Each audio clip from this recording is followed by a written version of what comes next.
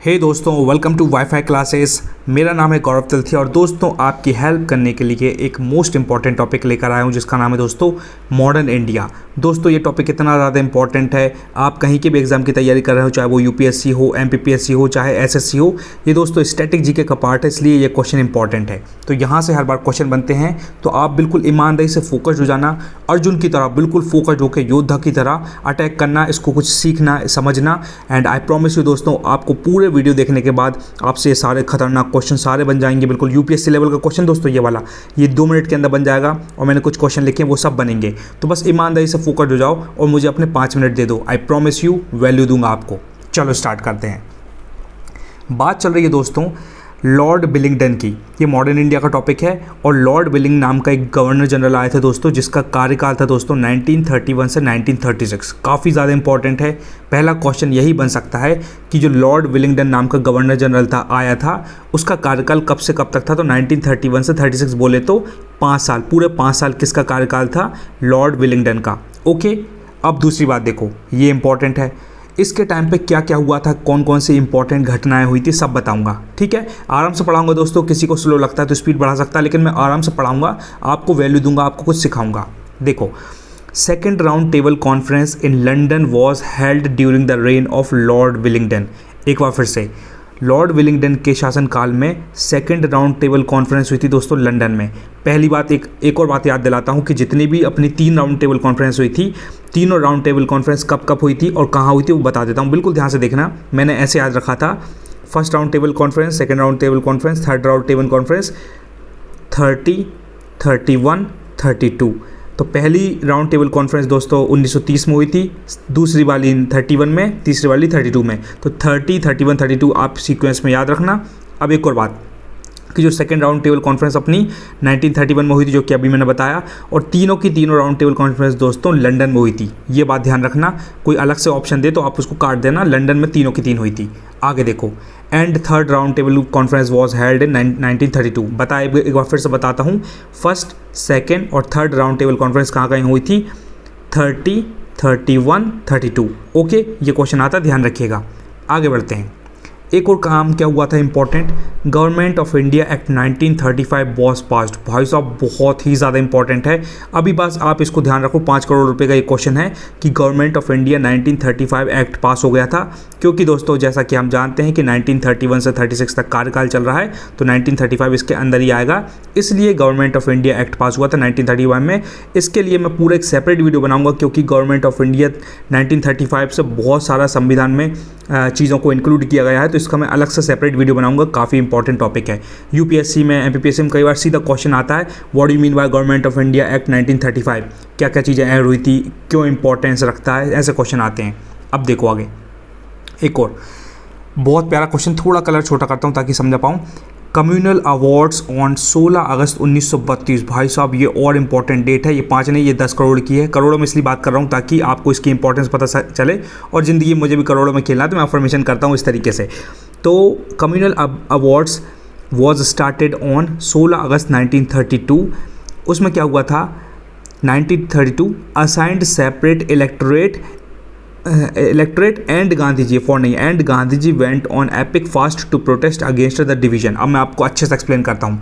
पहली बात यह है कि आपके दिमाग में आ रहा था भाई साहब, आया होगा कि कम्युनल अवार्ड होता क्या है, तो मैं आपको स्पष्ट कर दे रहा हूँ दोस्तों। कम्युनल अवार्ड वो होता है जिसमें क्या होता है, जितनी भी माइनॉरिटीज़ होती है, जैसे जैन है, सिख है, SC ST है और मुस्लिम्स है, कोई जो भी माइनॉरिटी में कंसिडर होते थे उस टाइम पे, तो भैया इस टाइम पे क्या हुआ, एक अवार्ड लेकर आया, किसने। अब देखो इस टाइम पे, अब एक और इम्पॉर्टेंट बात ध्यान रखना, इस टाइम पे गवर्नर जनरल कौन था, ये अपना विलिंगडन के टाइम पे हुआ था, और इसी के टाइम पे इसका प्राइम मिनिस्टर कौन था, ये भी एक क्वेश्चन आता है कि भैया प्राइम मिनिस्टर कौन था। तो रामसे मैकडोनल्ड, रैमसे मैकडोनल्ड नाम का बंदा था जो कि प्राइम मिनिस्टर था। ये चीज़ मैं अलग से आपको बता रहा हूँ। तो ऐसा क्वेश्चन आता है कि भैया कम्युनल अवार्ड जो कि 16 अगस्त 1932 को स्टार्ट हुआ था, तो उस टाइम पे प्राइम मिनिस्टर कौन था, तो अपना रैमसे मैकडोनल्ड बंदे थे। तो इसका मतलब ये हुआ कि सिख का लीडर सिख लोगों का लीडर सिख होगा, मुस्लिम लोगों का लीडर मुस्लिम होगा, हिंदू लोगों का लीडर हिंदू होगा, जैन लोगों का लीडर जैन होगा, है ना, और जितने भी माइनॉरिटीज़ में आते हैं उन सब का लीडर वो बंदा होगा। तो मतलब हर अपनी अपनी कम्युनिटी के अपने अपने लीडर, तो इसको बोलते थे कम्युनल रिप्रेजेंटेशन। लेकिन ये बात जैसे ही गांधी जी को पता चली, भाई गांधी जी का दिमाग ख़राब हो गया। उन्होंने सोचा भैया ऐसे में तो पूरे देश के, भारत देश के टुकड़े हो जाएंगे। अगर मतलब मुस्लिम का मुस्लिम, हिंदू का हिंदू, जैन का जैन, सिख का सिख, अगर सब अपने अपने लीडर रहेंगे तो सब मतलब अपने अपने एक सोसाइटी टाइप की बना लेंगे कम्युनिटी। तो फिर एक घड़ी मतलब उनका कहने का मतलब था कि पूरा देश का मतलब विभाजन हो जाएगा, बंटवारा ही हो जाएगा एक तरीके से। तो गांधी जी का दिमाग खराब हो गया। गांधी जी बिल्कुल मतलब इस चीज़ से खुश नहीं थे।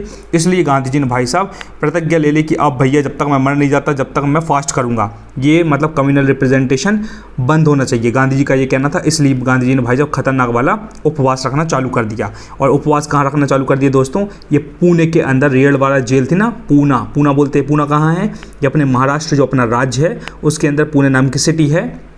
तो वहाँ येरवाड़ा जेल थी, वहाँ अपने गांधी जी उस टाइम पे जेल में थे। उनको वो जेल में ही पता चल गई ये बात, तो उन्होंने वहीं अनशन चालू कर दिया।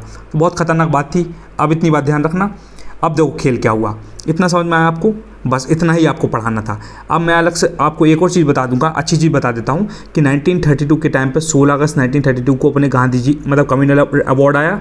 गांधी जी का दिमाग खराब हुआ, गांधी जी ने उपवास रखना स्टार्ट कर दिया। और फिर उसी वजह से गांधी जी फिर मतलब भूखे प्यासे रहने लगे।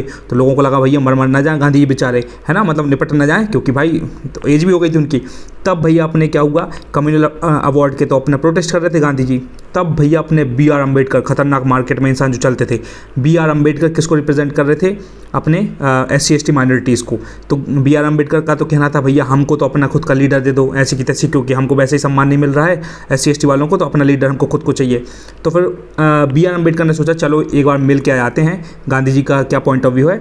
तो फिर जब BR अम्बेडकर मिलने के लिए गए पुणे के अंदर येरवाड़ा जेल में गांधी जी से, तब उनकी एक डील साइन हुई जिसको बोलते दोस्तों पूना पैक्ट। ये भी 1932 में हुआ था। बहुत करोड़ रुपए का क्वेश्चन है। सीधा सीधा क्वेश्चन आता है कि भैया पूना पैक्ट कब हुआ था? 1932 में हुआ था, BR अम्बेडकर और गांधी जी के बीच में। फिर अल्टीमेटली उनका डिस्कशन हुआ और गांधी जी सब बात होने के बाद ऐसा हो गया कि कम्युनल रिप्रेजेंटेशन तो बंद हो गया, इसको तो मतलब खारिज कर दिया। BR अम्बेडकर मान गए कि ठीक है भैया सबको अपने अपने पर्टिकुलर लीडर मत दो, लेकिन SC ST को हर जगह रिजर्वेशन मिलना चाहिए। तभी से दोस्तों वो रिजर्वेशन का माहौल बन गया पूरा खतरनाक वाला, जो कि ज़रूरी भी था क्योंकि जो SC ST के लोग थे बहुत फिजिकली मेंटली हर जगह से मतलब बेचारे वीक थे, आज भी हैं, तुम देख लो उठा के हालत ख़राब होती उनकी। तो उन्होंने सोचा कि मतलब भले लोकसभा की सीट्स हों वहाँ भी उनको मिलेगी, और जहाँ भी उनके इलेक्शन में भी उनको जगह मिलेगी, पढ़ाई में उनको रिजर्वेशन मिलेगा, हर जगह उनको रिलैक्सेशन मिलेगा, उनको नंबर कम होने का प्रावधान रहेगा, तो हर जगह उनको रिजर्वेशन देने की बात हो गई थी। तो BR अम्बेडकर ने ये बात करके आए थे।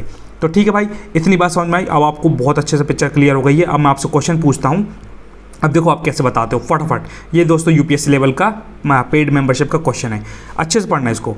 इसमें लिखा consider the following statement about communal award. पहला, this award was announced by British prime minister Winston Churchill. नहीं भैया, जैसा कि हम जानते हैं कि कम्युनल अवार्ड की बात चल रही है, तो ये तो 1932 में आया था। ठीक है, 1932 में आया था, तो आपको पता है ये बात। यहाँ लेकिन इस एग्जामिनर ने कम्युनल क्या लिखी है, देखो ऐसे खेलता है, उसने लिख दिया 1933 में ये विंस्टन चर्चिल के टाइम पे ये अवार्ड हुआ था। आप साफ साफ बना कर दो, नहीं भैया हमने गौरव तिलथिया से पढ़ा है 1932 में, जो कि रैमसे मैकडोनल्ड था उस टाइम का प्राइम मिनिस्टर अपने। ऐसे क्वेश्चन बनते हैं। तो आपका ये पहला स्टेटमेंट हो गया गलत। अब जब पहला गया ए गया, तो देखो एक यहाँ भी गया, यहाँ भी गया। अब आपके दो ऑप्शन बचे, इसमें पूरा खेल है। ऐसे एलिमिनेट करते हैं, ऐसे क्वेश्चन पर पहुँचते हैं आंसर पे। अब देखो दूसरा, this award gave separate electorate to depressed class. बिल्कुल सही बात है ना। मतलब ये सिख लोगों का अपना लीडर, हिंदू लोगों का अपना, मुस्लिम को अपना, जैन को अपना, सबको, सिख ईसाई सबको अपना अपना लीडर। तो ये बात बी वाला बिल्कुल सही है।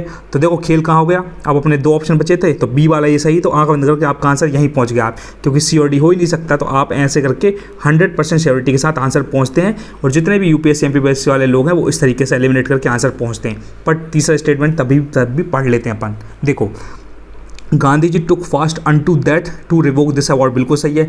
गांधी जी ने खतरनाक वाला उपवास रखना चालू कर दिया था, फास्ट रखना स्टार्ट कर दिया था। तब तक वो मृत्यु को प्राप्त नहीं हो जाते, क्योंकि गांधी जी का दिमाग खराब हुआ था कि कम्युनल रिप्रेजेंटेशन का मतलब है देश के बंटवारे करने वाली बात है, इसलिए वो नाराज थे गांधी जी। तो दोनों बात सही है दोस्तों, इसलिए आपका आंसर हो गया बी एंड सी। चेहरे पे अगर स्माइल आई हो और आपको लगा हो गौरव तिलथिया ने कंटेंट सही बनाया, तो कमेंट बॉक्स में ज़रूर बताएं, मुझे बहुत अच्छा लगता है।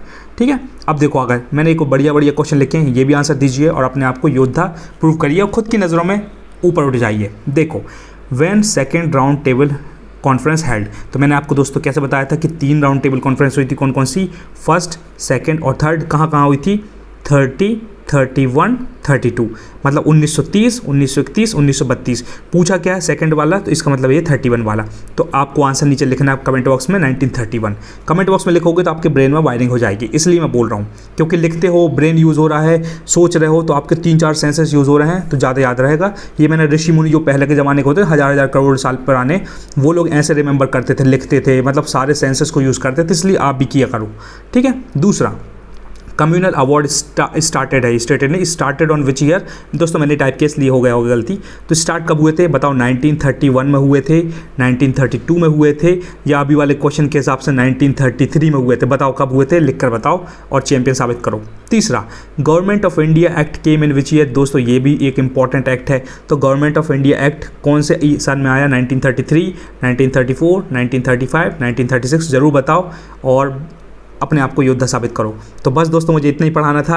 आई होप आपको वीडियो बहुत पसंद आया होगा। ये सारी कहानी लिखी हुई है, कमेंट करके ज़रूर बताएं दोस्तों। मुझे बड़ी खुशी मिलती है कि मेरा कंटेंट कैसा है, मैं क्या कर रहा हूँ और बेटर कैसे कर सकता हूँ, सजेशन दें, या आपके दिमाग में कुछ लगता है कि ये टॉपिक बिल्कुल समझ में नहीं आता, आप बस कमेंट बॉक्स में लिख के बता दो। आई प्रॉमिस यू, मैं वीडियो बनाने की बहुत कोशिश नहीं, मतलब बना दूंगा, गारंटी। तो आप ज़रूर कमेंट बॉक्स में बताओ कि आपको क्या चाहिए। सब्सक्राइब अभी नहीं करना, सब्सक्राइब जब करना है जब आपको लगे कि हाँ भाई वैल्यू मिल रही है और कुछ इस चैनल से सीखने को मिल रहा है, तो आप आंख बंद करके सब्सक्राइब कर सकते हैं। तो thank you so much guys, until we meet again, Gaurav Tilthia signing off, love you all, bye।